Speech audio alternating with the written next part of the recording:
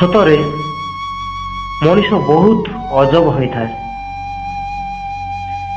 ହେଲେ ସମସ୍ତେ ନୁହେଁ। କିଛି ଲୋକ ଏ ଦୁନିଆରେ ଏମିତି ହୋଇଥାନ୍ତି,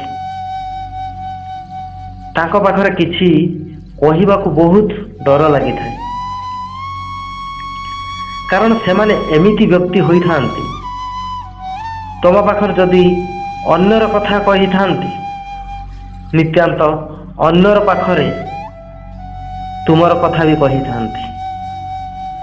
ସେଥିପାଇଁ ନିଜେ କ'ଣ କହୁଛ, କାହା ପାଖରେ କହୁଛ, ଭାବି ରଖିବା ଦରକାର।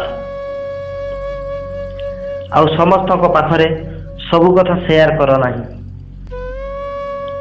କାରଣ ଯେଉଁ ଲୋକ ଏମିତି ଥାଆନ୍ତି, ସେଇମାନେ ହିଁ ଭଲ ମିତ୍ରକୁ ବିଭିନ୍ନ କରିଦେଇଥାନ୍ତି।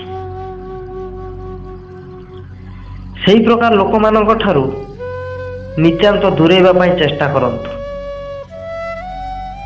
ସେମାନେ କଥା କହିବାର ତରିକା ଜାଣିନଥାନ୍ତି, କାରଣ ସେଇମାନେ ଭଲ ସମ୍ପର୍କ ଭାଙ୍ଗି ଦେଇଥାନ୍ତି।